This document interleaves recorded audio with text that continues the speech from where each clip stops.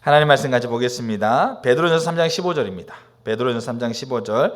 아마 다음 주까지 우리가 관계 중심 전도가 이렇게 마무리될 것 같습니다. 그래서 여러분들이 실제적으로 여러분 관계 안에서 하나님의 은혜를 구하시면서 하나님께 주시는 거룩한 소망을 나누는 자리에 우리 삶이 실제적으로 되어지기를 원합니다. 그런 의미에서 우리가 이 관계 중심 전도를 쭉 살펴봤던 겁니다. 자, 베드로전서 3장 15절입니다. 너희 마음에 그리스도를 주로 삼아 거룩하게 하고 너희 속에 있는 소망에 관한 이유를 묻는 자에게는 대답할 것을 항상 준비하되 온유와 두려움으로 하고 선한 양심을 가지라. 아멘. 그럼 오늘 하나님 앞에 나눌 말씀은 사도행전 8장입니다.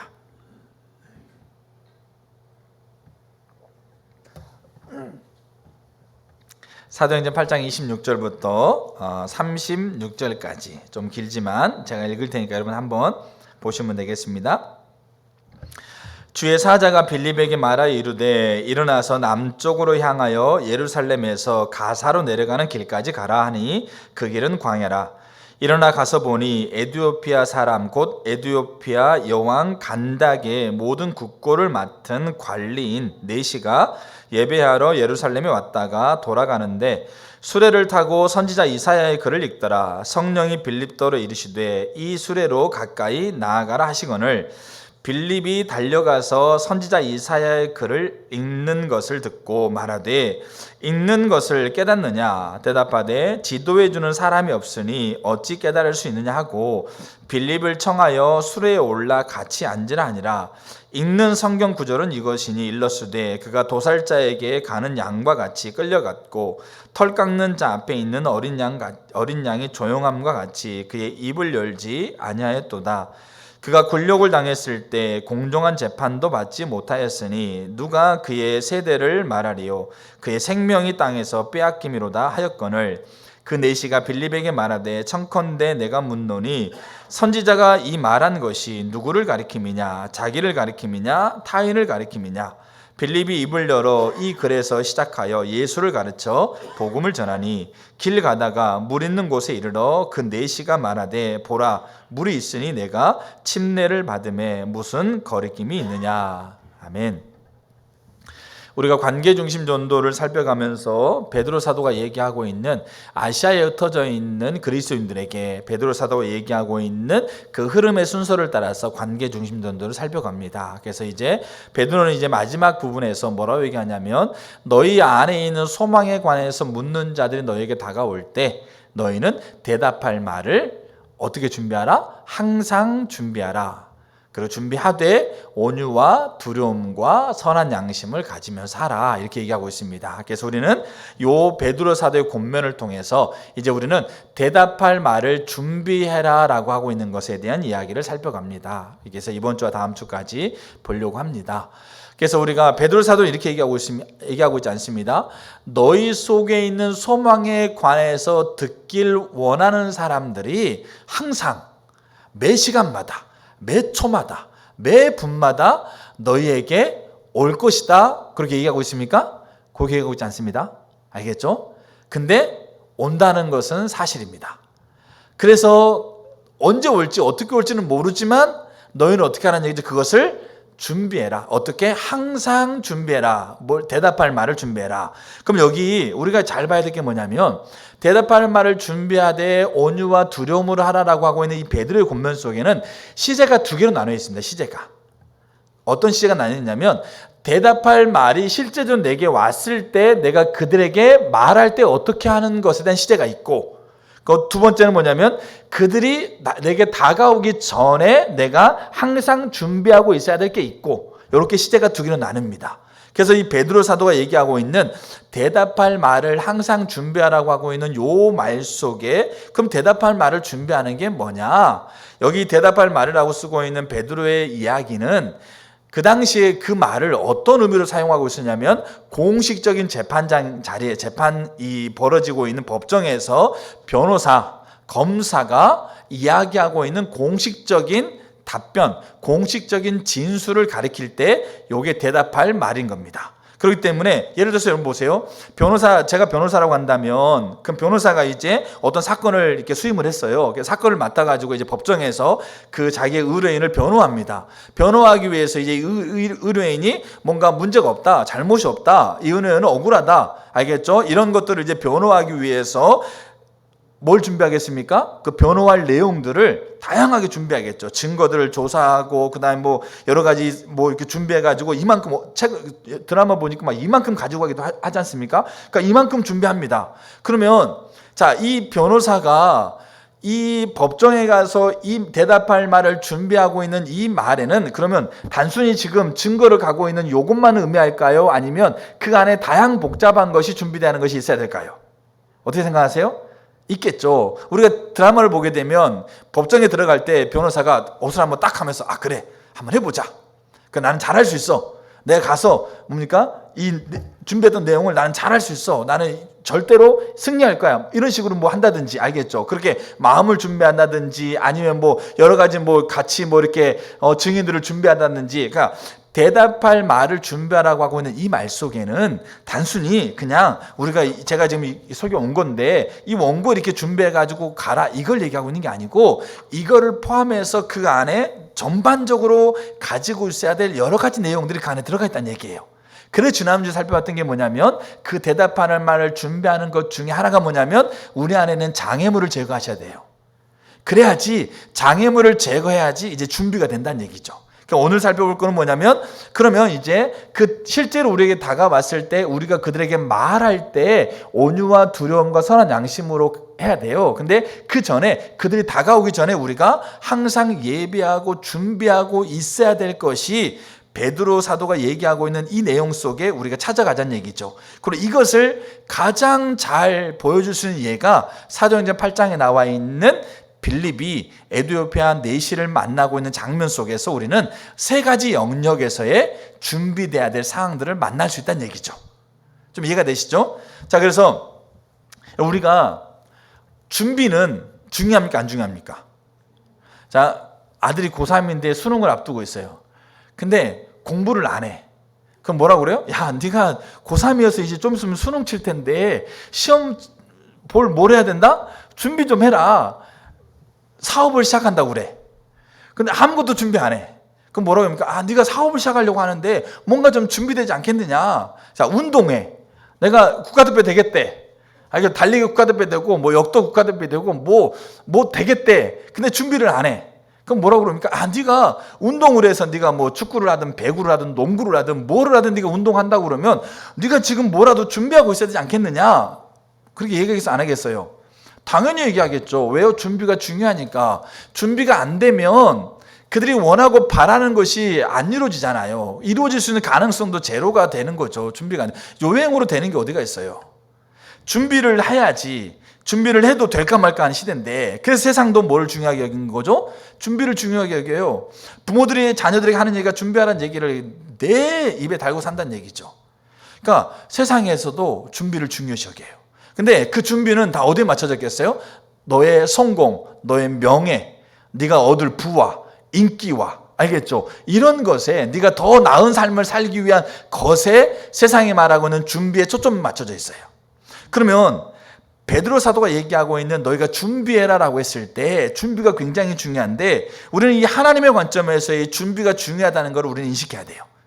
그러면 하나님의 관점에서 지금 베드로가 얘기하고 있는 준비하라고 하고 있는 이 말이 왜 중요하냐 이거죠. 우리가 그 중요성을 알아야지 여러분 지금 저의 삶에서 여러분 삶에서 준비를 하고 있게 된다는 얘기죠. 그럼 이게 왜 중요하느냐? 베드로후서에서 베드로 사도가 이렇게 얘기해요. 베드로 3장 8절에 이렇게 얘기합니다. 3장 10절에 너희들이 하나님이 더디 오신다고 생각하지 말아라. 하루가 천년 같고 천년이 하루 같은 하나님의 시간표 안에서 너희들이 하나님이 더디 온다고 생각하면서 너희가 그렇게 무책임한 삶 살지 말아라. 그렇게 얘기하면서 10절에 뭐라고 그러냐? 그러나 주의 날이 도적같이 온다. 알겠죠? 그러니까 주의 날이 도적같이 온다고 해서 여기 말하는 주의 날은 어떤 날을 가리킬까요? 1차적으로는 주님의 재림 날이에요. 알겠죠? 주님의 재림하신 날이 어떻게 온다? 내가 몇 월 며칠 몇 시에 어느 장소에 모아놓으면 내가 갈게 이렇게 오는 게 아니란 얘기예요. 도적이 얘기가 오고 옵니까? 몇 월 며칠에 몇 시에 내가 갈 테니까 준비하고 계세요. 이렇게 하고 얘기하는 사람이 어디 있어요? 홍길동이나 그렇게 하지. 근데 도둑이 올 때 예고 없이 불쑥 찾아오는 것처럼 하나님의 날이 불쑥 온다는 얘기예요. 근데 우리가 하나님의 날이 더디 온다, 하나님의 날이 더디 올 거야, 하나님의 날이 안 올 거야, 그러면서 무책임하게 하고 있지 마라. 그러면 12절에는 뭐라고 그러냐? 하나님의 날이 임하기를 바라보면서 간절히 사모해라. 왜요? 도둑같이 올 거니까. 여기서 말하는 1차적인 주의 날은 주의 재림입니다. 그러면 베드로 사도가 얘기하고 있는 것은 주의 재림만을 가리키는 거냐? 그렇지 않아요. 여기서 말하는 주의 날은 뭐겠어요? 하나님의 나라가 이루어지는 날이에요. 하나님의 뜻이 성취되는 날, 하나님의 영광이 높여지는 날, 하나님이 가지고 있는 가치가 세상에 선포되는 날. 지금 여러분 미국의 지금 에즈버리 대학교에서 지금 하나님의 강력한 성령의 능력으로 전 세계에 지금 부흥의 물결이 펴져가고 있어요. 그걸 바라보는 자들이 그 자리에 가고 싶고, 그걸 바라보는 자들이 거기에서 임하고 있는 성령의 능력을 사모하고 있고, 기도하고 있고, 같이 그 실시간에 같이 예배를 드리고 있고, 그렇게 그 에즈버리 대학교에서 일어나고 있는 그 부흥의 물결이 지금 전 세계로 확장되고 있어요. 지금 현재 2023년 2월달, 3월달 지금 이 시간에. 근데 뭐냐면 하나님의 날이 그 날이에요. 성령이 임하여서 하나님의 영광을 드러내고 하나님의 가치를 드러내고 하나님의 존귀함을 드러내고자 하는 그 날. 그 날이 어떻게 온다고요? 도둑같이 온다는 얘기예요. 그러면서 뭐라고 그래 베드로가? 하나님의 날이 임하기를 반절히 사모하고 기대하고 바라보고 있어라. 이게 뭐예요? 이게 준비하란 말이에요.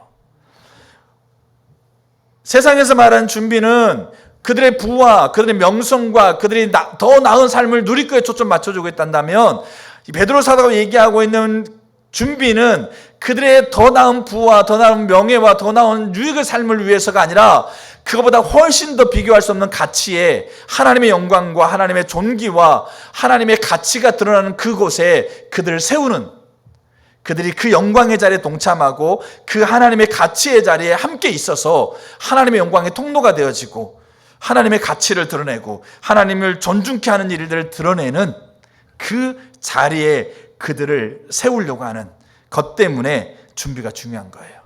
여러분, 그래서 바울이 그렇게 합니다. 세월을 아끼라고요. 베드로 사도는 너희 소망에 관해서 묻는 자가 너희가 올 때 너희가 준비하고 있지 않았다고 한다면 그 준비하지 못하는 것으로 인해서 그 한 번의 시간이 어떻게 한다? 흘러갈 수가 있다. 하나님이 너희가 허락하고 있는 이 영광의 시간으로 너희를 초청하고 있는 그 시간에 너희가 세월을 아끼지 않으면, 그 시간을 최고의 것으로 만들기 위해서 너희가 준비하고 있지 않으면 그 시간이 흘러간다 이거예요. 흘러가면 하나님은 하나님의 영광을 이루시기 위해서 그 영광에 세울 자들을, 다른 자를 찾게 돼 있어요. 사울이 그 하나님의 영광을 최고로 만드는 자리로 준비하지 못했기 때문에 그 영광을 하나님께서 다윗에게 돌리시는 거예요. 그렇기 때문에 우리는 뭐 하셔야 돼요? 준비하셔야 돼요. 나이, 성별, 환경, 삶의 배움받은 정도, 가지고 있는 것 정도, 아무것도 우리가 하나님 앞에 준비해야 될 것에 제약이 가서는 안 돼요. 지금 나이가 연세가 어떠시든지, 아니면 내가 지금 설령 뛰어다니든지, 아니면 병상에 누워있든지, 우리가 준비해야 될 것은 뭐합니까? 하나님께서 하나님의 일을 이루시는 건 무궁한 방법입니다. 무궁한 방법으로, 우리가 감히 상상할 수 없는 방법으로 하나님을 이루세요. 그분의 영광을 높이는 일들을 하신다는 얘기예요. 근데 그 영광에 하나님이 저 여러분들을 그 옆에 세우신다는 얘기예요. 그러기 때문에 준비해야 돼요. 아시아에 흩어져 있는 자들, 그 아시아에 흩어져서 어떤 환경, 어떤 처지, 어떤 모양으로 살아가는지 다 몰라요. 근데 문제는 뭐냐면 베드로는 한 가지 확실한 게 있었어요. 하나님이 주의 날로 임한다는 얘기예요. 너희 속에 있는 소망에 관해서 묻는 자들 하나님 보낸다는 얘기죠. 그때 그 시간을 흘러보내지 않도록, 그 영광의 자리에 네가 설 수 있도록 준비해라. 이게 베드로의 권면이에요. 이거는 명령이에요. 그래서 준비가 중요한 거예요. 그래서 저 여러분들이 준비해야 되는데 뭘 준비해야 되느냐? 장애물을 제거하는 걸 준비하셔야 돼요. 그리고 이제 오늘 빌립의 예를 통해서 세 가지 영역에 준비하는 게 필요해요. 자, 첫 번째. 그럼 뭘 준비해야 될까요? 첫 번째.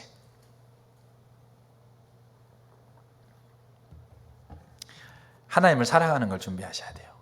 뭘 준비해야 되고요? 엄청나게 큰 비밀이 있는 것처럼 그렇게 막 했죠. 근데 하나님 사랑하는 다 아는 건데, 여러분 아니에요. 여러분들이 지금 하나님을 사랑하셔야 돼요. 그게 준비예요. 여기 빌립이 있지 않습니까? 참 저는 성경을 보면서 이걸 이해하겠더라고요. 그게 뭐냐면 제가 NWC 뭐 이렇게 유년부 설교를 맡을 때, 그리고 서울에 와서는 제가 뭐 이렇게 어느 교회에서 뭐 초청해주고 그렇지 않아서 뭐 집회도 안 나갔어요. 근데 대전에 있을 때는 한 2번 정도 나갔었어요. 교회에서 이렇게 초청해가지고 집회를 간 적도 있어요. 근데 그곳에 이제 집회 갈 때 제가 뭐 하겠어요? 준비하겠죠. 여러분들이 오이코스를 리더를 한다든지 뭐 어떤 부서를 맡는다든지 아니면 뭐 기도회를 인도한다든지 뭐 그럴 때 여러분 뭐 하겠습니까? 준비하겠죠. 준비 안 하고 한 사람들은 뭐 있을 수도 있겠지만 대부분 다 준비를 한다는 얘기죠. 그러면 자 보세요. 사도행전 8장에 오늘 읽었던 본문에 빌립에 대한 얘기가 나와요. 근데 그 빌립에 대한 얘기가 나올 때 사도행전 8장 1절에 뭐라고 되어 있냐면, 빌립은 그 당시에 예루살렘 교회 7 질사 중에 한 명이었습니다. 자, 그래서 이제 빌립이 사마리아 성으로 들어갔어요. 그러니까 사마리아 성에 들어가가지고 빌립이 하나님께서 그의 능력을 부어가지고 표적과 기사가 뭡니까? 강력하게 나타난 거죠. 그래가지고 이제 나중에 8장 한번 앞부분 읽어보세요. 그러니까 뭐가 있었냐면 빌립을 통해서 예수를 믿는 사람이 사마리아 성에 엄청나게 많이 생겼어요. 그리고 사마리아 성에 하나님의 은혜로 인해서 큰 기쁨이 가득했습니다. 또 하나는 그 사마리아 성에서 예수를 믿었던 사람들이 빌립의 말을 듣고 따랐어요. 이 말은 무슨 말이냐면 빌립이 사역을 정말 아름답게 잘하고 있었다는 얘기예요. 능력과 표적이 나타나죠. 그러니까 올코스 리더를 맡았다, 뭐 기관장을 맡았다, 뭐 부서장을 맡았다, 아니면 뭐 어느 교회 뭐 이렇게 담임 목사를 부임해 갔다 그랬을 때 그 안에서 정말 아름다운 사역이 이루어지고 있는 거예요. 알겠죠? 그래서 내가 사랑을 주고 사랑을 받고, 내가 말하는 권면을 그들이 잘 따르고, 또 그들도 나를 존중하면서, 그러면서 그 안에 정말 큰 기쁨이 가득한 정말 아름다운 그 사역의 모습이, 그래서 그 사역의 모습이 점점 확장되면서 사람들의 귀에, 사람들의 눈에 보이기도 되고 하면서 칭찬받고 존경받는 그 아름다운 사역.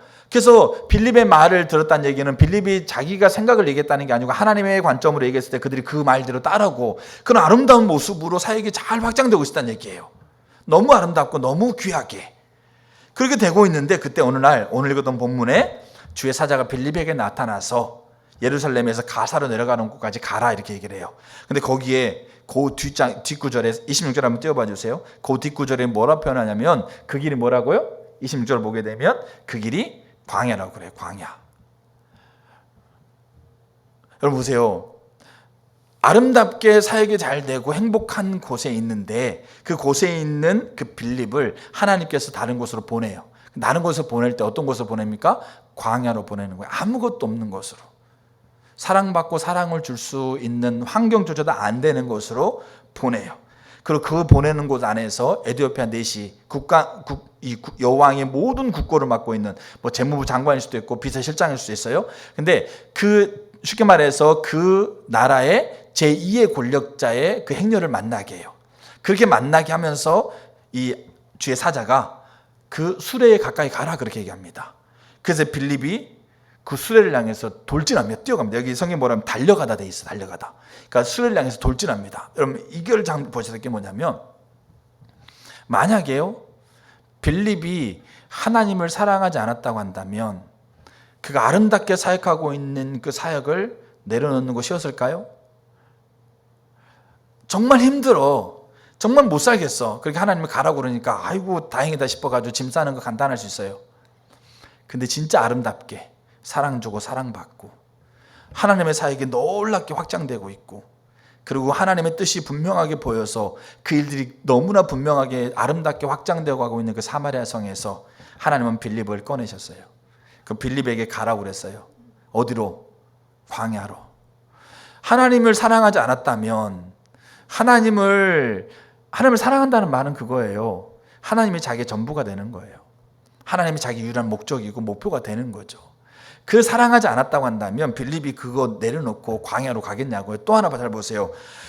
지금 에티오피아 여왕의 국고를 맡고 있는 그 내시가, 그러니까 제2의 권력자가 지금 예루살렘에 예배드리러 갔다가 본국으로 돌아가는 과정이잖아요. 그러면 잘 볼 게 뭐냐면, 그럼 내시 혼자 갔겠냐고요. 내시 혼자.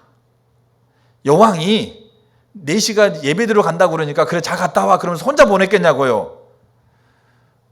누구를 보냈겠어요? 그래 경호하고 있는 경호팀들을 꾸려가지고 그 타국으로 보낸 거 아닙니까? 그 타국으로 가서 고향으로 본국으로 돌아가고 있는 과정 가운데 어떤 사람이 막 돌진해 오는 거야. 그러니까 경호팀 입장에서는 저 사람이 지금 뭐하러 오는지도 알아요, 몰라요? 몇 월, 며칠, 몇 시에 내가 찾아갑니다. 그러니까 좀 이렇게 영접해 주세요. 이것도 아니고 불시에 어떤 사람이 그냥 막 눈에 불을 켜고 돌진, 여기 보면 달려온다고 그랬잖아요. 전적 질주에 돌진해 오는데 이 돌진해 오고 있는 사람이 어떤 의도를 가지고 오는지 알아요, 몰라요? 모르죠. 그럼 어떻게 하겠어요? 여러분, 대통령 경호는 쏴버려요, 실제로. 그렇게 해도 책임을 물을 수가 없는 거예요, 사실은. 그러면 지금 빌립이 달려가고 있었을 때, 내가 달려갔을 때 이제 뭡니까? 에디오피아 내시가 있을 거고, 내시가 이사야서를 읽고 있을 거고, 나를 수레에 데리고 와서 이제 읽고 나 침례 주고 이제 복음 다 이렇게 이게 쫙 하나님 다 얘기해 줘가지고, 아, 나 이제 가면 이제 나를 맞이하겠지. 이제 내시가 글을 읽고 있는 소리를 듣겠지. 소리를 들었다는 말은 뭡니까? 그 근접까지 갔다는 얘기잖아요. 그럼 그 경호팀들이 가만히 있었겠냐고요. 잘못하면 목숨이 위험해요. 근데 달려가요. 왜 그럴까요? 사랑하기 때문에 그래요. 하나님을 사랑하기 때문에 하나님을 사랑하는 걸 사랑하고 하나님께서 말씀하고 있는 것에 그 자신을 드리는 거죠.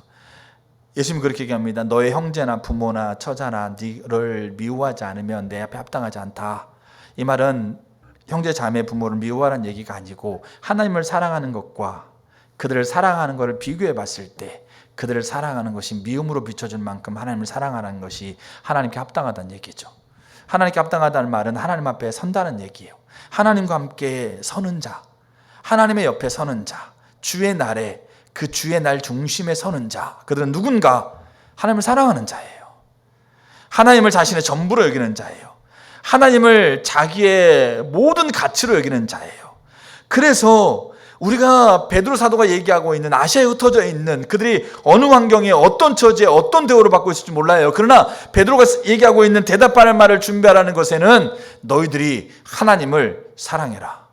너희들이 하나님을 너의 전부로 삼아라. 이게 그 말하고 있는 준비예요. 그래야만 사마리아 나올 수 있고 그래야만 강력하게 보이는 에디오피아 내시를 향해서 뛰쳐나갈 수 있는 거예요.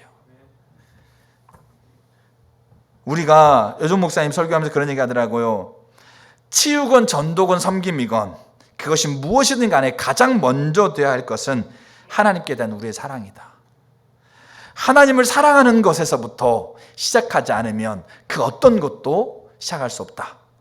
우리가 아무리 말을 잘 준비하고 아무리 말을 논리적으로 잘 준비하고 외우고 아무리 뭡니까 사람들에게 합당하게 서론 본론 결론해가지고 제시해도 여러분 공적인 진리는 진리이기 때문에 그 진리가 힘을 가져요. 그렇지만 그렇게 말을 아무리 잘 준비한다 할지라도 하나님의 생명이 없으면 하나님의 뒷받침이 없으면 그 사람에게 어느 하나도 그 사람에게 깨닫게 될 수가 없는 거예요. 우리의 자원으로 할 수 있는 게 아니란 얘기예요. 우리의 힘으로 할 수 있는 게 아니에요. 특별히 영혼을 구원하는 것은 우리의 힘이 아니에요. 내가 구원받은 것도 내 힘이 아니었어요. 하나님의 생명이 하나님의 은혜가 내게 있어야만 가능한 겁니다. 그렇기 때문에 하나님의 생명은 누구에게 임합니까? 하나님을 사랑해서 하나님을 전부로 삼고 하나님을 향해 있는 자를 향해서 하나님과의 관계가 형성된 자를 향해서 하나님은 그 하나님의 사랑을 베푸시고 그 사랑의 통로가 되게 하셔서 그 능력의 통로가 되게 하시는 거예요. 그렇기 때문에 뭐하라? 그렇기 때문에 하나님을 사랑해야 돼요. 이게 준비예요. 지금 여러분들이 하나님을 사랑해야 돼요. 베드로는 이걸 항상 준비하라고 그래요.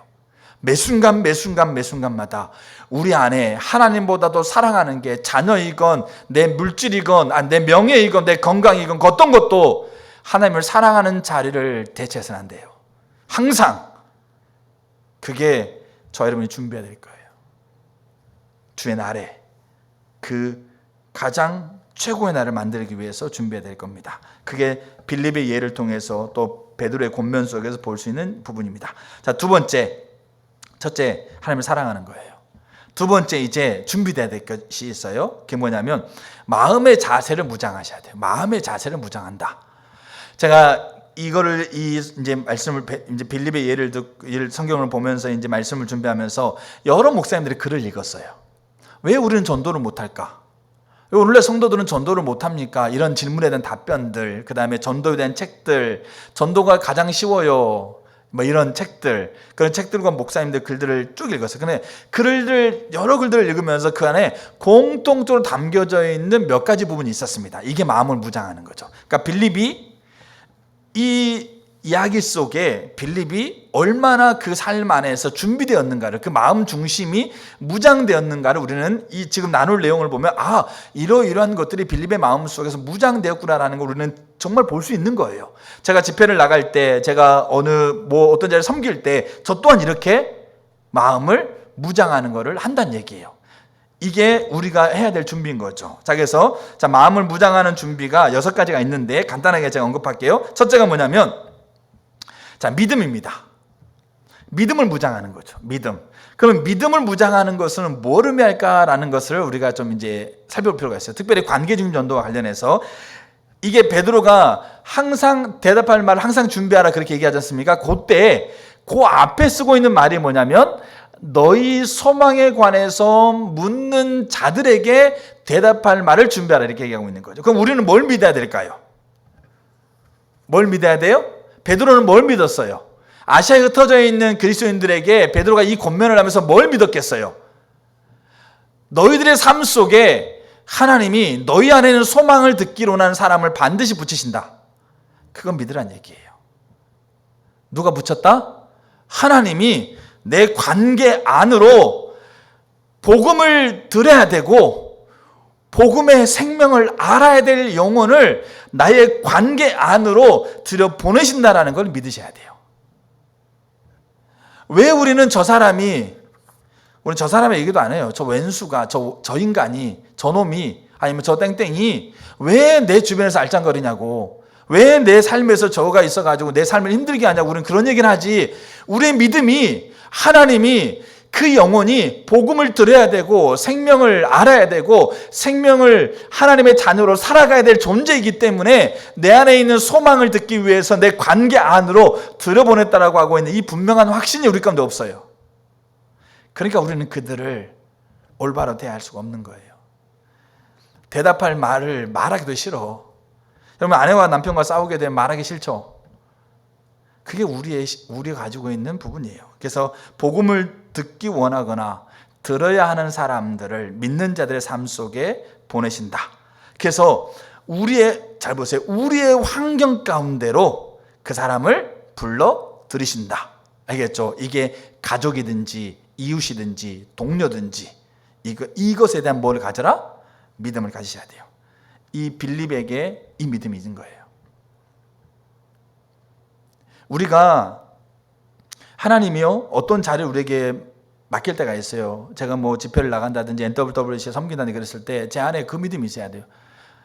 제가 이게 모든 요청하는 거 다 하라는 얘기 아니에요. 그럼 뭐 어떻게 하느냐? 그 안에서 여러 가지 환경 가운데서 그것들을 이렇게 못한다고 얘기할 때도 있어요. 그렇게도 해야 되기도 하고. 그렇지만 내가 그거를 거절할 때 내가 지금 그 믿음을 가지고 거절하거나 믿음을 갖지 못해서 거절하고 이게 차이가 있다는 얘기죠. 쉽게 말해서 제가 목회를 하고 있으니까 여러 가지 일들이 많아.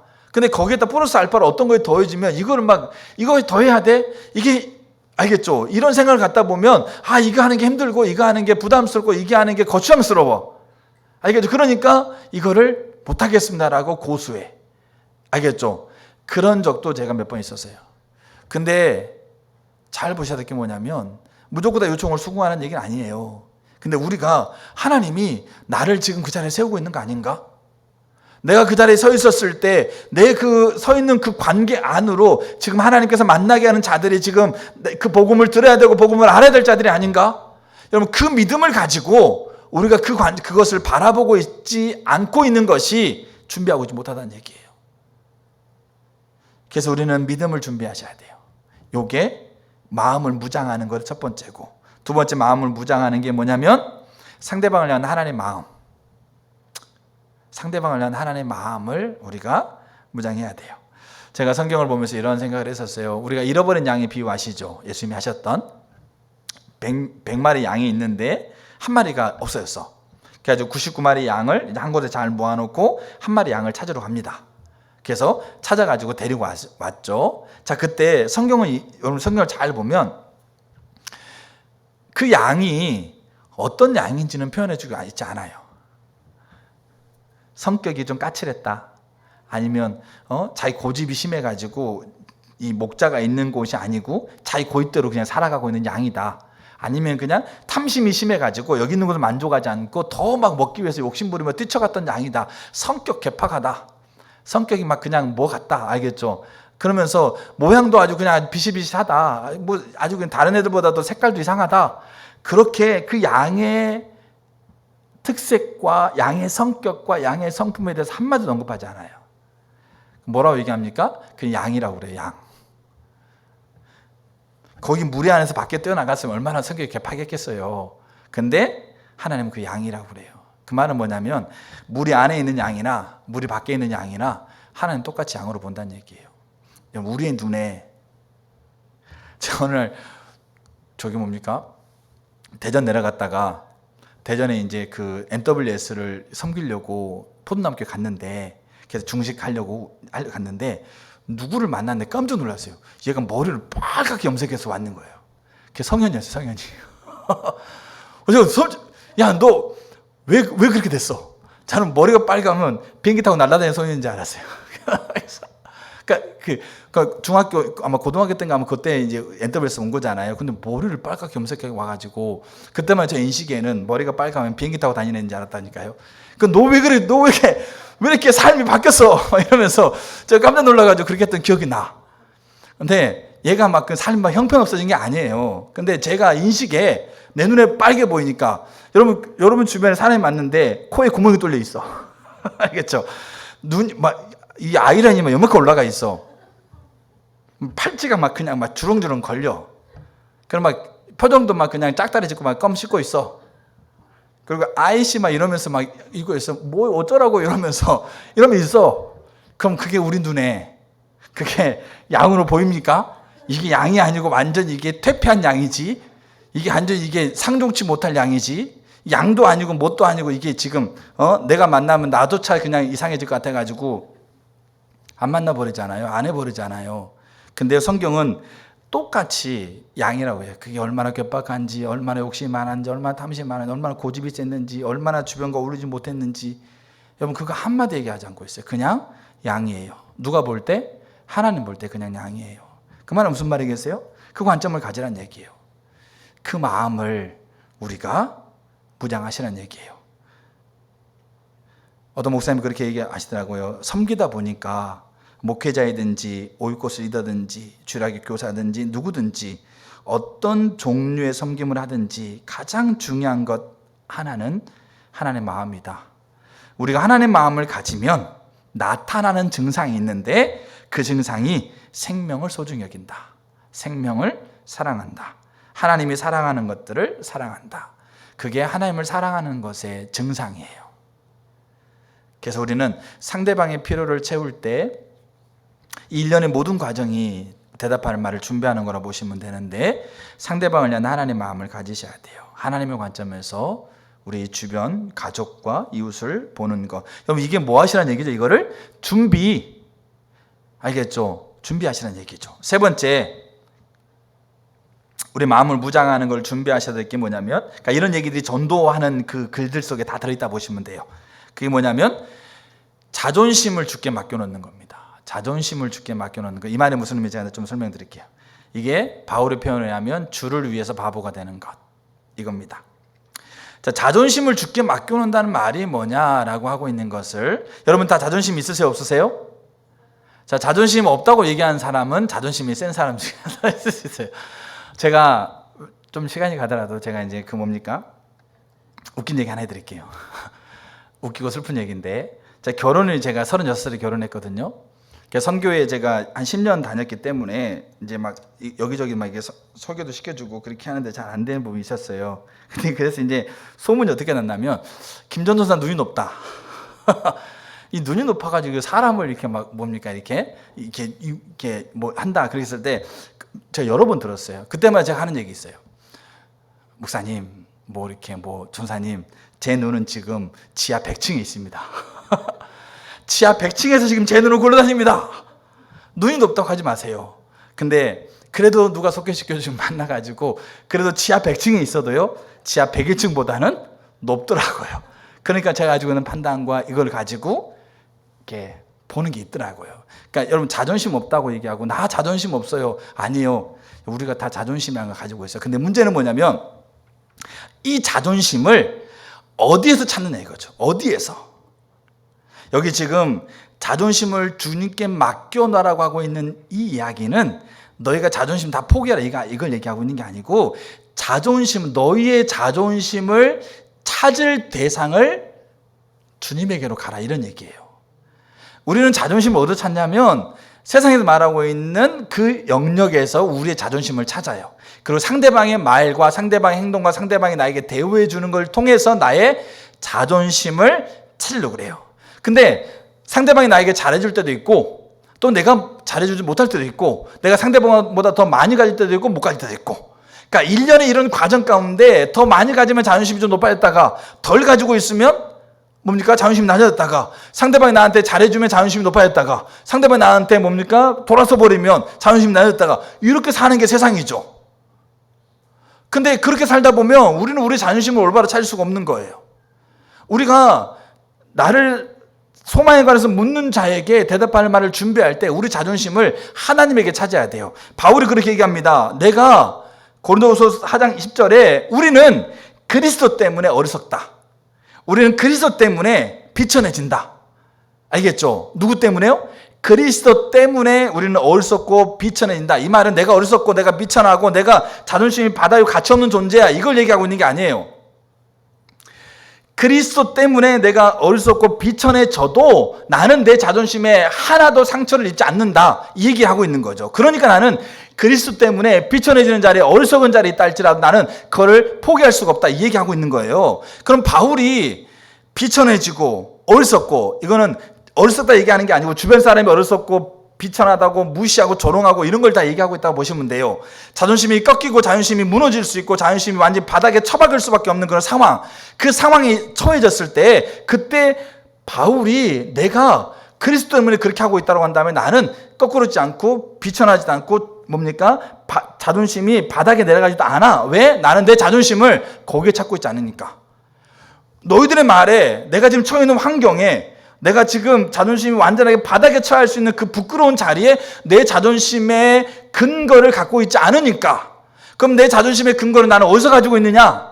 여러분 제가 저희 아이들이 어느 그 놀이동산 가가지고 좀 다투고 있었을 때 은유하고 있었을 때 막내가 막 울고 있어요. 막 형이 막 그렇게 이렇게 막 다투고 있으니까 막 불안해 울고 있어요. 그래가지고 제가 좀 떨어지는 데 있었다가 제가 딱 갔어요 거기에. 그럼 막내가 울면서 저한테 다가오는데 그 울음이 그때 제가 전화상에 들어서 울음 막 그냥 막 불안해서 어쩔 수 없는 울음인데 제가 딱 등장하니까 막 울면서 저한테 다가오는데 그 울음이 뭐냐면 아빠 왔으니까 이제 다 됐어. 아빠 왔으니까 이제 이거 다 이제 해결됐어. 아빠 왔으니까 이제 이 문제 다 이제 아빠가 해결해 줄 거야. 그러면서 저에게 이 막 억울했어요. 나 내 상황을 좀 해결해 주세요. 이렇게 하고 있는 그 안심에 갖고 있는 그 울음이었다는 얘기예요. 제가 봤을 때 전화상에 들어서 제가 없을 때하고 있을 때하고. 그게 무슨 말이냐? 바울이 고린도서 5장에서 이렇게 얘기를 해요. 그리스도의 사랑이 우리를 강권한다. 그리스도의 사랑에서 우리를 끊을 자가 없다. 바울이 뭘 알았냐면 그리스도의 사랑을 알았어요. 하나님의 사랑을 알고 그 사랑이 그리고 그 사랑 안에 자기를 딱 보니까 하나님의 사랑이 영원 무궁하신 거야. 어떤 환경과 자리에서도 변하지 않는 사랑. 그리고 동일하신 사랑. 그리고 나를 가치 있게 보았던 그 하나님이 여전히 나를 가치 있고 존중하고 존엄하게 보고 있는 그 사랑. 그 사랑을 바울이 알고 그 사랑 안에 내가 있다는 걸 알기 때문에 그 사랑 안에서 내가 있으니까 내 자존감이 뭡니까? 나 사랑받는 자구나. 나는 가치 있는 자구나. 나는 존중받는 자구나. 나를 위해서 모든 것을 다해서 내게 오셨던 그분의 사랑 때문에 나는 가치 있고 존중되고 존귀한 자구나라는 것이 바울이 인식이 되는 거예요. 그리고 거기에서 바울은 뭐합니까? 자기의 자존감을 찾았어요. 그래서 여기에서 비천하게 바울이 감정적인 동물이기 때문에 비천하고 무시당하고 자존감 꺾일 수 있는 상황 가운데서 마음이 막 즐겁다 이건 아니에요. 그도 낙심되고 좌절되고 꺾이고 우겨쌈을 당하는 자리에서 그 말 한 말에 상처받고 힘들어. 그래서 바울이 고린도후서는 내가 가면 너희 다 혼낼 거야 이렇게 표현하기도 해. 그렇지만 문제는 뭐냐면 그게 내 자존심, 내 가치를 판단해주는 근거가 아니라는 것에 대한 분명한 무장이 누구에게 있었어요? 바울에게 있었어요. 그래서 이게 자존심을 주님께 맡겨놓는 거예요. 여러분, 전도자들은 자존심을 주님에게 찾아야 돼요. 그래야 가능해요. 이거를 준비하셔야 돼요. 근데 여러분, 우리의 자존심은 이미 하나님 안에서요 가치 있는 존재라는 것을 이미 십자가에서 확증하셨어요. 여러분, 그거를 분명히 확인하셔야 돼요. 분명히 확신해야 되고, 이거를 뭐 하셔야 되는 거죠? 항상 무장, 항상 준비하시라는 얘기예요. 우리는 십자가를 만났기 때문에, 십자가를 만나신 분들은 그 십자가 안에서 내가 누군가를 분명히 알아요. 그거 모른다고 얘기하는 게 아닙니다. 근데 문제는 뭐냐면 오늘 알고 있냐 이거예요. 여러분 남편이, 여러분 아내가, 여러분 자녀가, 여러분 이웃이, 여러분 동료가 여러분 무시하고 조롱하고 여러분을 비참하게 만드는 언어, 행동, 모략을 꾸며가지고 다수가 모략을 꾸려서 나를 완전하게 바보 취급하고 있는 그 자리에서, 그 시간에서 내 자존심을 하나님에게 찾는다고 하고 있는 그 사실을 아시냐고요. 그게 준비예요. 바울이, 베드로가 그 얘기하고 있는 거예요. 요게 마음을 무장하는 거예요. 여러분, 자존심 어디서 찾으셔야 돼요? 외모, 재능, 물질, 부, 배운 거, 지식, 아니면 뭐 부모가, 아니면 뭡니까? 내 뭐가. 여러분, 그거에 자존심 찾게 되면 그것보다 분명히 못나는 상황이 겪게 돼 있어요. 그럼 거기서 자존심 찾을래요? 그거보다 못나니까 더 자존심이 무너지는 건 당연한 거 아닙니까? 오늘날 우리 애들이 그렇게 해요. 그걸 가르쳐요. 그거 잘하면 자존심이 있는 것처럼 가르친다는 얘기죠. 근데 그들이 다 잘하기만 하나요? 그러니까 잘하다가 좀만 못하면 그 자존심 완전하게 바다로 떨어가서 하지 않을 행동들을 취하는 게 너무 안타까운 일이에요. 우울하고 좌절하고 낙담되고 그리고 힘들어하고. 그래서 자존심을 주님께 맡겨놓으셔야 되고 주님에서 찾아야 돼요. 그 안에는 우리는 가치 있는 존재로서 하나님은 항상 우리를 그렇게 바라보고 있다는 것을 지금 알으셔야 된다는 얘기예요. 그건 무장하는 거고. 그 다음 네 번째가 뭐냐면 마귀의 함정인 대가를 치르려 하지 않는 것을 부인하는 걸 무장해야 돼요. 좀 이렇게 말이 기는데, 여러분 신앙을요, 이게 마귀의 함정이에요. 마귀가 뭐라고 가르쳐놨냐면 예수 믿으면 고생 끝, 행복 시작이라는 걸 가르쳐놨어요. 마귀가. 이게 함정이에요. 그래서 우리는 신앙을 대가를 지불하는 것에 대한 관념이 없어요. 내가 내 살을 잘라서 드려야 된다는 관념이 없다는 얘기예요. 쉽게 말해서 내가 내 재물을 잘라서 드려야 된다는 관념이 없다는 얘기예요. 그게 사단의 함정이에요. 여러분, 예수님이 이 땅에 오실 때부터 예수님은 대가를 지불하고 오신 거예요. 그는 근본 하나님의 본체이나 하나님으로 동등됨으로 취할 것, 이미 그것에서부터 그 하나님의 자리를 포기하고 자기 스스로 그 자리를 내려놓고 이 땅에 종의 형체로 이 땅에 오신 것, 오셔서 왕궁에서 잘 먹고 잘 살았다가 아니고 살아가는 날 동안 유대인의 핍박과 압제와 멸시와 조롱, 무시, 그리고 십자가에 죽어서도 뭘로 죽습니까? 저주받는 십자가로 죽고. 여러분, 부활하고 난 이후에도 예수님은 여전히 무시와 멸시, 지금 여러분 예수의 이름이 지금 어떻게 돼요? 무시와 멸시, 조롱, 이런 게 아주 세상에 가득하고 있는 거잖아요. 그러니까 예수님은 오실 때부터 오셔서 십자가 죽으신 건 부활할, 승천하고 다시 오실 때까지 예수님은 대가를 지불하고 있는 거예요. 근데 사단은 우리에게 뭐라고 얘기하냐? 하나님의 은혜 안에, 하나님의 사랑 안에, 하나님을 믿고 하나님의 자녀가 되면 하나님이 다 책임져주고 다 지켜주고 다 도와줄 것이니까, 너희는 네가 원하는 것, 네가 필요한 것 하나님 다 해줄 것이니까 이제 행복할 거다, 그렇게 가르친다는 얘기예요. 근데 그 안에 하나님이 다 책임져주고 은혜를 부어주고 하나님 행복하게 할 거야. 근데 그 행복과 은혜 가운데 너의 삶을 대가로 지불해서 하나님 앞에 동의하고 동참하는 것에 대한 얘기는 싹 빼버렸다는 얘기예요, 사단이. 그게 함정이에요. 그러다 보니까 우리가 내가 전도하러 가는 곳에 가자고 하면 누구한테 문을 열고 초인종을 누를 때 부끄러운 거야. 대가를 지불해야 돼. 시간을 내야 돼. 근데 그걸 배운 바가 없어. 어떤 분이 그렇게 얘기하더라고요. 사람들에게 하나님의 사람의 몸을 입고 오셔서 고난당하시고 죽으시고 부활하시고 승천하셨다는 얘기를 전할 때 희생과 각오와 위험이 따르지 않기가 어렵다.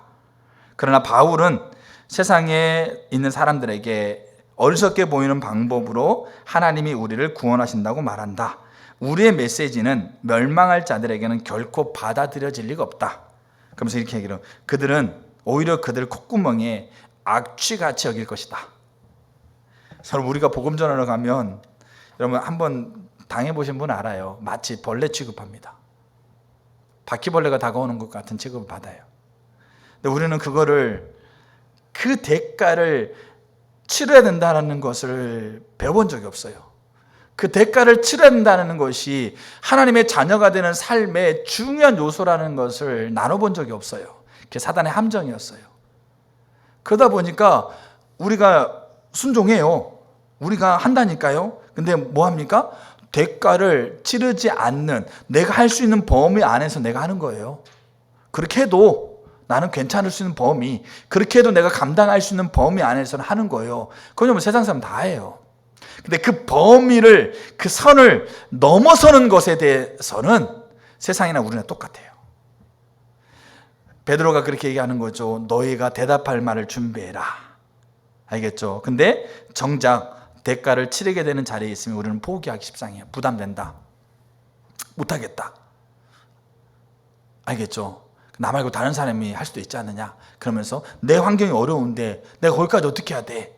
이런 부분들이 뭐냐면 그 선을, 내가 그어놓고 있는 선, 내가 내 삶 안에서 그어놓고 있는 선, 그 선을 넘어서는 것에 대한, 그게 하나님의 자녀, 그게 신앙이라는 것을 배운 적이 없다는 얘기예요.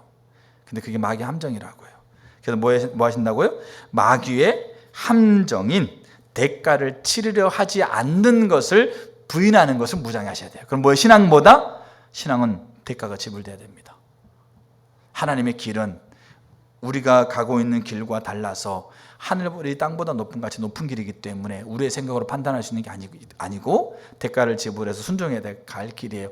여러분들이 삶에서요, 대가를 지불하지 못해서 여러분의 자리가 주의 날이 임했음에도 불구하고 그거를 흘러보내는 시간들이 아마 여러분 굉장히 많았을 거예요. 그럼 어떻게 하셔야 돼요? 대가를 지불하셔야 돼요. 그럼 다섯 번째가 우리가 마음이 무장돼야 되는데, 다섯 번째가 뭐냐면, 복음은 한 사람이 복음을 들어서 하나님의 자녀가 되는 그 과정은 한 번에 되어지는 과정이 아니고 지속적인 과정입니다. 그러나 하나님의 때가 있다라는 인식, 그게를 무장하셔야 돼요. 누가복음 15장에서 이 잃은 양의 비유도 있지만 그 잃은 동전 10드라크마를 잃어버렸던 그 여인의 비유가 나옵니다. 그때 누가복음 15장 8절에 뭐라고 돼 있냐면, 예수님이 그렇게 얘기하면서 10드라크마를 잃어버렸는데 등불을 켜고 집을 쓸며 찾는데, 그다음 뭐라고 그러냐면 그것을 찾을 때까지 찾지 않겠느냐, 이런 얘기하고 있는 거죠. 언제까지? 한번 들어봤다고 해서 없다고 해서 포기해버리는 게 아니고 그것을 찾을 때까지. 그러니까 어떤 분이 얘기하면 전도 대상자들은 사단에게 포로 잡혀있기 때문에 의심과 불신과 이 하나님과 교회에 대한 아주 이 원망과 이런 이 것들이 거미줄처럼 겹겹이 쌓였다는 거죠. 그래서 그 사랑의 섬김과 전도를 통해서 그 겹겹이 쌓여져 있는 것 한 것뿐 한 것뿐 벗겨내야 된다, 그렇게 얘기를 하고 있는 거예요. 이 어떤 분이 간증해 지키게 하면, 나는 복음을 들었다, 또 복음을 들었다, 그리고 다시 복음을 들었다. 그러는 중 어느 날 나는 그 복음을 깨달았다. 여러분, 한 번 가지고 안 돼요. 그러니까 우리가 그게 무장된다는 얘기예요. 마음 자세를 무장한다는 말은 복음은 지속적인 과정인데, 근데 문제는 뭐가 있어요? 하나님의 때가 있어요. 복음을 들었다, 또 들었다, 다시 들었다, 그리고 다시 들었다. 그러던 중 어느 날 나는 그 복음을 깨달았다. 하나님께서 저 여러분들이요, 복음 한 번 들어가지고 깨달은 사람들 있을 수 있어요. 그걸 부인하는 거 아니에요. 그러나 수없이 많은 과정들 속에서 복음을 하나님 흘러보냈을 때 그 흘러보내는 과정 속에 그것들이 다 하나의 합력하여 선을 이루고 있는 곳에 다 쌓여서 하나님 나에게 은혜를 주시는 그 순간 내가 그 복음의 진리를 깨닫는 거예요. 그래서 우리는 뭐 해야 돼요? 내가 지금 뿌리고 있는 하나의 씨가 지금 이 씨가 지금 당장 열매를 맺어가지고 열매를 따먹을 수 없어도 내가 뿌리고 있는 이 씨가 반드시 하나님께서 그 인생을 회복해가는 그 시간 가운데 하나의 함께 흐르고 있는 하나의 물처럼 그들에게 모인다고 하고 있는 분명한 확신을 가져야 돼요. 이게 무장돼야 돼요. 그래야 내가 지금 내 소망에 관해서 묻는 자들에게 내가 대답할 말을 했을 때 그들이 반응하지 않더라도 우리는 그것에 대해서 온유하고 두려움으로 대할 수 있다는 얘기예요.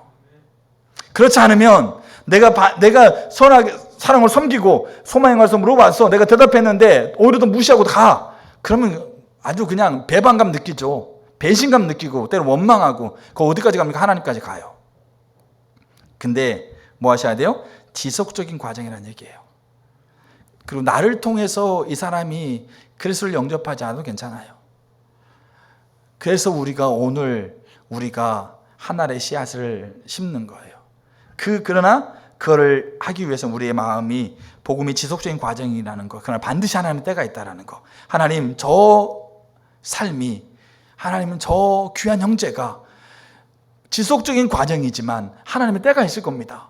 그 하나님의 때에 하나님이 그를 인생을 부르는 그 시간이 있을 겁니다. 근데 그 시간 놓치지 않게 해주세요. 그거 기도하라는 얘기예요. 그렇게 기도하셔야 돼요. 하나님은 한 영혼도 지옥 가는 거 원치 않으세요.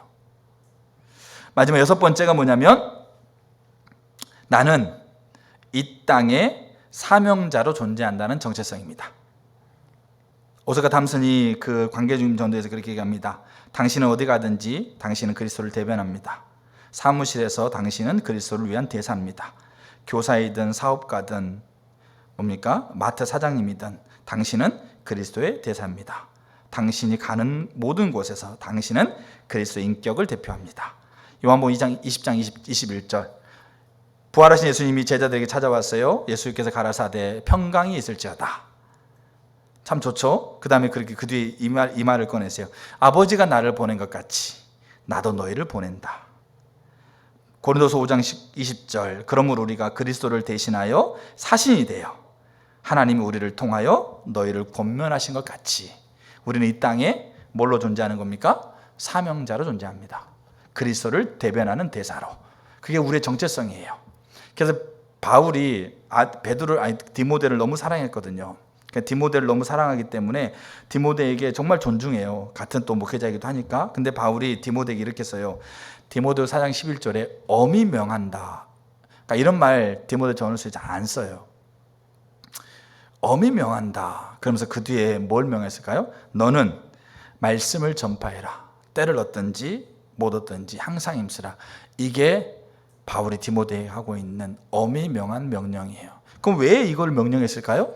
바울이 이렇게 얘기하기 때문에 그래요. 나의 달려갈 길과 주 예수께 받은 사명 곧 하나님의 은혜의 복음을 증거하는 일을 마치려 하면은 나의 생명을 조금도 귀한 것으로 여기지 않는다. 복음 전하는 것이 그리스도의 대사로서 복음을 드러내는 것이 바울의 이 땅의 삶의 정체성이니까 사명자니까 그 사명자인 디모데에게 엄히 명하고 있는 거예요. 그 말은 복음을 전하는 것, 전파하라. 그러니까 전파한다는 말에는 우리가 지금 살펴보고 있는 이 준비가 들어있다는 거죠. 네가 사명자로서 이 땅에 존재하고 있다라는 그리스도의 대사로서 그리스도를 대변하고 있다라는 것을 분명히 인식하고 그리고 어느 때든지 어느 자리에서든지 복음을 전할 수 있도록 준비해라. 그리고 복음을 전해라. 이런 얘기입니다. 자, 그래서 이제 두 가지 봤어요. 하나는 이제 나머지 세 번째는 이제 간단하니까 하나는 하나님을 사랑해야 돼요. 그게 준비예요. 두 번째 마음 자세를 무장하셔야 돼요. 그 안에 6가지. 그러니까 전도에 대한 관련된 글을 읽어보면 이런 내용들이 다 공통적으로 들어있어요. 그 다음에 마지막 세 번째예요. 변호사가 법원에 가서 변론을 하기 위해서 갔어요. 근데 아무것도 안 가지고 왔어. 가가지고 변론할 때 재판장님 저는 저 사람이 무죄인 걸 믿습니다. 확신합니다. 마음이 뜨겁습니다. 와 그냥 저 사람이 무죄라는 걸 딱 얼굴만 보면 압니다. 그러니까 재판장이 그럼 저 사람이 무죄인 것의 증거가 뭡니까? 아니 증거 필요 없습니다. 그냥 저 사람 무죄입니다. 딱 보십시오. 저렇게 무죄처럼 생겼지 않습니까? 그럼 재판장이 그러면 맞습니다. 저 사람 무죄입니다. 이렇게 해주나요? 아니죠. 이 하나님을 사랑하고 마음의 무장을 갖췄다고 해서 되는 게 아니에요. 그럼 뭐 해야 돼요? 이제 우리가 대답할 말이 있어야 돼요. 알겠죠? 그래서 이만큼 쌓아간다니까요. 몇천 페이지 이상의 증거 자료를 모아가지고 그 말 한마디 한마디를 반박할 수 있는 반박 자료들을, 증거 자료를 가지고 그 재판장에 들어가는 거죠. 여기까지가 대답할 말을 준비하는 거예요. 그럼 우리는 뭘 준비해야 됩니까? 복음을 준비해야 돼요. 복음. 알겠죠? 복음은 두 가지 영역이 있어요. 하나는 공적인 진리의 복음이 있고 하나는 사적인 진리의 복음이 있어요. 그러니까 제가 임의로 나눌 때, 그럼 공적인 진리의 복음은 뭐냐? 성경에서 얘기하고 있는 복음에 관한 진리가 공적인 진리예요. 우리가 전도하는 방법, 전도지가 여러 개 전도지가 있습니다. 근데 여러 개 전도지 한 수백 개가 있어요. 수백 개라면 다 모아보세요. 다 모아보면 각자 복음의 이 공적인, 성경에 말하는 복음의 공적인 진리가 다릅니까? 표현만 다르지 순서만 다르지 한결 같습니까? 한결 같죠. 왜 그럴까요? 이게 공적인 진리니까 그런 거예요. 성경에서 제시하고 있는 구원에 관한 하나님의 자녀가 되는 공적인, 하나님이 인정하고 있는 공적인 진리이기 때문에 표현 다르고 순서 다르지만 내용은 다 똑같은 거예요. 그럼 공적인 진리가 뭐냐? 크게 우리가 이 영역들이, 우리가 이 요소들이 들어가야 돼요. 하나가 하나님의 사랑. 하나님의 사랑으로 우리가 창조되어져서 하나님의 사랑을 누리는 존재로 만들어진 존재다. 그 다음에 타락, 죄 때문에 근데 그 하나님과의 관계가 단절되고 그 생명을 누리지 못하고 영원한 형벌은 지옥에 갈 수밖에 없는 거다. 그 다음에 세 번째, 그런데 이 죄의 문제를 해결하기 위해서 인간은 열심히 노력했다. 종교, 선행 여러 가지 것을 가지고 노력했는데 이 죄의 문제를 해결할 수 없었다. 그럼 네 번째, 그래서 하나님께서 우리에게 죄의 문제를 해결할 수 있는 길을 내셨다. 그게 예수 그리스도다. 그리스도가 이 땅에서 죄를 위해 십자가에 죽으시고 부활하시는 이 역사적인 사건을 통해서 구원, 죄의 용서에 대한 길을 마련해 주셨다. 다섯 번째, 그럼 우리가 어떻게 구원받느냐? 그 예수 그리스도를, 내가 죄인임을 인정하고 그 예수 그리스도의 십자가를 내가 받아들일 때 우리는 하나님의 자녀가 되어져서 하나님의 생명을 다시 회복하고 자녀됨의 삶으로, 그리고 영원한 나라 천국 가는 그 하나님의 자녀가 된다. 요 다섯 가지, 요게 들어가야 돼요. 요게 복음의 공적인 진리예요. 근데 요 공적인 진리를 여러분들이 뭐 하셔야 돼요? 마치 법원에 재판장으로 들어가는 변호사, 검사처럼 요거를 여러분들이 정리하셔야 돼요. 그리고 이거를 집중적으로 외우셔야 돼요. 달달달. 그리고 이게 공적인 진리입니다. 그럼 사적인 진리가 있어요.